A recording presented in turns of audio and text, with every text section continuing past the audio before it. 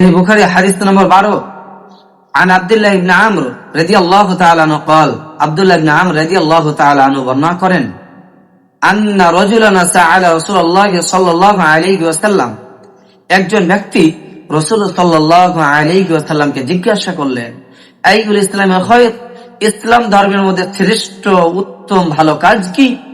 ক্বালা, রাসূল সাল্লাল্লাহু আলাইহি সাল্লাম বললেন তুতঈমুত তাআম, দরিদ্র অসহায় গরীব যারা দুই মুঠো খেতে পায় না, মানুষের দাঁড়ে দাঁড়ে গিয়ে দুই মুঠো খাওয়ার জন্য ভিক্ষা করে, সেই মানুষদেরকে খাদ্য দিয়ে সাহায্য করা, সেই মানুষদেরকে আহার দিয়ে সাহায্য করা সবচাইতে ইসলাম ধর্মের মধ্যে শ্রেষ্ঠ উত্তম ভালো কাজ।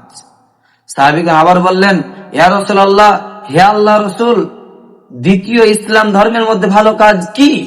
ক্বালা, রাসূল সাল্লাল্লাহু আলাইহি সাল্লাম বললেন ওয়া তাকরাউস সালাম, এক অপরকে সালাম প্রদান করা, আলা মান আরফতা ওয়া মান লাম তারিফ, পরিচিত ও অপরিচিত প্রত্যেকটা মানুষকে সালাম প্রদান করা ইসলাম ধর্মের মধ্যে দ্বিতীয় শ্রেষ্ঠ উত্তম ভালো কাজ।